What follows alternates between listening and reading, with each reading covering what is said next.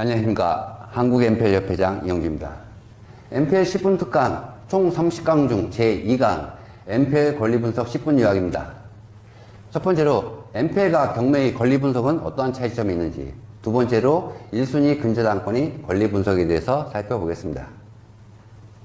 여기 경매 물건이 있습니다. 경매 물건이 동시에 MPL 부실세건입니다. 자, 이 MPL 부실세건을 놓고 MPL이나 경매나 물건 자체는 똑같습니다. 경매 물건인 건 똑같습니다. 단지 권리 분석에서 경매와 MPL의 권리 분석 차이점이 어떤 건지 살펴보는 겁니다. 자, 여기 이 경매 물건이 다세대 주택을 MPL 부실세건을 매입하여 투자하고자 한다. 상기 내용을 보고 MPL 투자 방법을 권리 분석하시오. 자, 경매 물건인데 요 물건을 갖다 놓고 자, 경매로 권리 분석이 아니라 MPL로 권리 분석입니다. 대부분들이 수강생들이 실무 수업을 들어오는 수강생들한테 이 권리 분석을 해보라고 하면은 대부분들이 하는 얘기가 유치권이 있냐 없냐, 법정지상권이 성립되냐 안 되냐, 또는 선순위 임차인이 있냐 없냐, 뭐 선순위 가등기가 있냐 없냐, 그런 얘기만 한참 합니다. 사실 그거는 경매 강의 때 나타나는 내용이지, MPL에서는 경매의 권리 분석을 하는 게 아니고, 여기서 MPL 권리 분석을 하라고 하면 유치권, 법정지상권을 갖다가 권리 분석을 하는 게 아니고, 우리가 1순위 근저당권이 여기가 다원 F&I 대부되어 있지만은 이 채권은 원칙적으로 한국신협이 갖고 있는 채권을 다원 F&I 대부가 채권을 사온 겁니다. 즉 1순위 근저당권을 갖다가 우리가 살 수 있냐 없냐, 산다면 누구하고 협상을 해야 되냐, 언제 가서 협상을 해야 되고, 어디 가서 협상을 해야 되고, 가격 협상을 갖다가 얼마에 살지를 가격 협상을 해야 되고, 내가 이 채권을 사서 배당 투자로 갈 것인지 유입투자로 갈 것인지, 이 채권을 갖다가 권리 분석을 해야 되는데, 대부분들이 이 채권을 권리 분석을 하는 게 아니고 유치권이 있냐, 법정상권이 성립되냐, 그런 걸 권리 분석합니다. 그거는 경매 강의이고 MPL 강의가 아닙니다. MPL은 MPL로 채권을 갖다가 분리할 수 있는 눈을 보야지만이 실력이 늘고 MPL 투자해서 큰 수익을 올릴 수가 있지, 이 채권을 갖다 MPL로 권리 분석을 못하고 단순히 경매 물건이라고 해서 경매식으로 권리 분석을 했으면은 MPL을 갖다가 빨리 정복할 수가 없습니다. 따라서 우리가 이런 물건을 놓고 MPL로 권리 분석을 한다면 어떻게 권리 분석을 해, 경매하고 어떤 차이점이 있냐고 살펴보면은,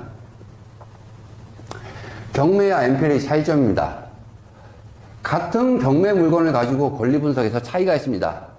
자, 아까 그 경매 물건을 놓고 경매로 권리 분석하는 방법과 MPL로 권리 분석하는 방법이 틀립니다. 물건은 같지만 경매로 권리 분석을 할 때는 경매로 권리 분석, 내가 낙찰을 받고 싶어서 권리 분석을 하는 겁니다. 따라서 권리 분석을 할 때 경매 입찰자 관점에서 입찰에 참여하는 입찰자 관점에서 권리 분석을 해야 되고, 두 번째로 권리 분석의 핵심인 점유 확보, 즉 내가 점유를 확보하는데 방해가 되는 권리가 무엇이 있는가를 권리 분석하는 게 경매 권리 분석입니다.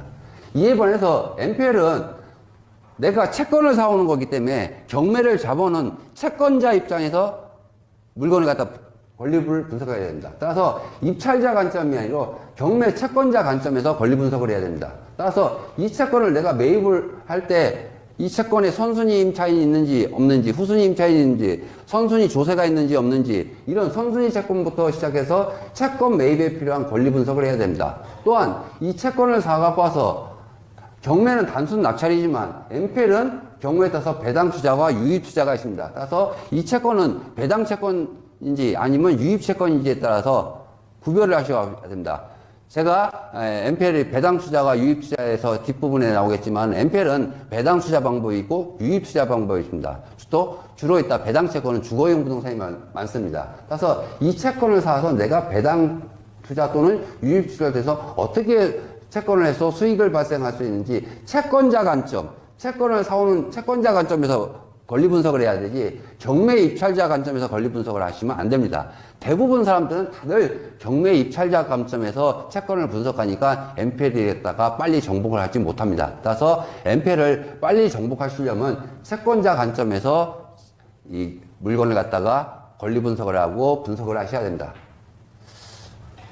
우리가 MPL로 투자 시 권리 분석할 내용에는 크게 있다가 6가지로 보면, 누가 채권을 매각하는지, 그 다음에 언제, 어디서, 무엇을, 어떻게, 왜 매각하는지를 해서 이해를 빨리 하셔야 됩니다. 그래서 누가 매각하는지, 금융기관은 크게 했다가 제1금융기관, 유동화 전문회사, 기타 금융기관으로 이 세 덩어리로 빨리 나누셔야 됩니다. 그래서 채권을 사올 때 이 세 덩어리 중에 어느 금융기관하고 협상을 할 때에서 채권을 사오는 방식, 협상하는 방식이 다 틀려집니다. 그래서 금융기관이 여러 개 있지만 여러분들이 빨리 MPL을 이해하시려면 금융기관은 크게 세 덩어리로 나누셔야 합니다. 제1금융기관, 그 1금융기관이 채권을 사온 유동화 전문회사, 세 번째로 기타 금융기관, 1금융기관을 제외한 기타 금융기관으로 금융기관은 세 덩어리로 나누시고, 누가 1금융기관 채권은 기관 투자자가 사오고, 유동화 전문회사는 NPL 대부분이나 개인 투자자, 기타 금융기관은 NPL 대부분. 왜? NPL 대부분이 론세일로 파는 거는 NPL 대부분이 필요하기 때문입니다.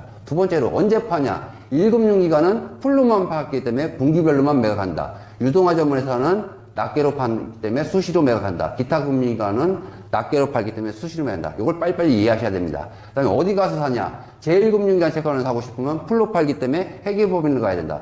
유동화 전문회사는 SPC, 특수 목적이기 때문에 직접 팔지 못하고 위탁자산관리업체인 자산관리회사로 가야 된다.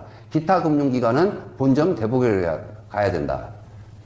무엇을 우리가 부실채권이라고 하면 담보부실채권, 무담보부실채권, 기업구조조정채권, 회생채권이 있지만 우리가 공부하는 것은 2, 3번은 아니고 담보부실채권만 공부한다. 그럼 담보부실채권이면 뭐가 있냐? 여기에는 근저당권과 수익권 증서가 있다. 그래서 근저당권과 수익권 증서 사는 걸 공부하는 게 MPL이다. 다섯 번째로 어떻게 제1금융기관은 풀로 매각이기 때문에 반드시 론세일로 사야 되고, 유동화 전문회사는 개별 매각하기 때문에 론세일과 채무인수 방식이 있고, 기타 금융기관은 개별 매각하지만 론세일 방식으로 매각한다는 거, 매입 방식에 대해서 빨리 이해를 하셔야 되고, 마지막으로 왜 금융기관이 왜 팔까? 많은 사람들이 질문합니다. 왜 금융기관은 좋은 채권을 왜 팔까? 금융기관이 파는 이유는 여러분들 돈 벌어주라고 파는 게 아니고 자기들도 필요해서 팝니다. 그 필요해서 파는 이유가 크게 세 가지가 있습니다. 부실채권 비율이라든지 BRC 자기자본 비율 또는 영업이익과 대손충당금, 이런 세 가지 문제점 때문에 금융기관은 울자 겨자 먹기로 팔 수밖에 없습니다. 또 NPL을 사는 사람은 내가 사는 이유가 뭔지를 알아야죠. 우리가 사는 이유는 배당투자 목적과 유입투자 목적 두 가지가 있습니다. 배당투자 목적은 연체이자 수익을 통해서 우리가 했다가 안정적으로 수익을 올리는 배당투자. 그 다음에 유입투자는 채권을 이용해서 내가 확실히 경매로 낙찰받을 수 있는 유입투자 방식. 이 두 가지 투자 방식이 차이점에 대해서 빨리 이해를 하셔야지 NPL을 극복합니다. 마지막으로 우리가 채권을 사올 때 우리가 1순위 근저당권을 사오더라도 1순위 근저당권보다 더 빠른 선순위 채권이 있는지, 그 다음에 우리가 채권을 사오는 방식인 론세일과 채무인 방식의 차이점, 그 다음에 우리가 채권을 사려고 하면은 채권을 못 사는 사람들이 많습니다. 못 사는 이유는 채권은 그냥 가서 돈 주면 사오는 게 아니고요. 채권은 치열한 경합을 통해서 채권을 사오게 됩니다. 그래서 채권을 어떻게 사려면 어떻게 영업을 해야 되는지, 이게 가장 중요합니다. 왜냐하면 대부분 사람들이 MPL 강의를 많이 들었지만 실질적으로 채권을 못 삽니다. 못 사는 이유는 채권을 갖다가 매입하려면 채권을 매입하기 위해서 열심히 노력을 해야죠. 즉 영업을 해야 됩니다. 이 채권 시장은, NPL 시장은 비즈니스 시장입니다. 따라서 자기가 채권 영업을 어떻게 했고 금융기관과 가격협상도 어떻게 하는지 이 채권 영업에 대해서도 이해를 하셔야 되고, 그 다음에 가격협상 방법에 대해서도 공부를 하셔야 됩니다. 이런 걸 갖다가 이해를 하셔야지 NPL을 갖다가 정복할 수 있지, 단순히 NPL 지식만 갖고는 안 됩니다. 그래서 여러분들이 우리가 같은 경매 물건이지만 이 물건을 갖고 경매로 권리 분석을 하냐, NPL로 권리 분석을 하냐. 그럼 NPL로 권리 분석을 하는 건 어떻게 분류한, 권리 분석을 하는 게 NPL 권리 분석인지 빨리 이해를 하시는 게 NPL을 갖다가 빠른 시일 내에 극복하시고 여러분이 경제적으로 큰 소득을 얻을 수 있는 방법이라고 생각합니다. 여기까지 부실채권의 NPL 부실채권의 권리 분석 10분에 대해서 요약에 대해서 설명드렸습니다. 감사합니다.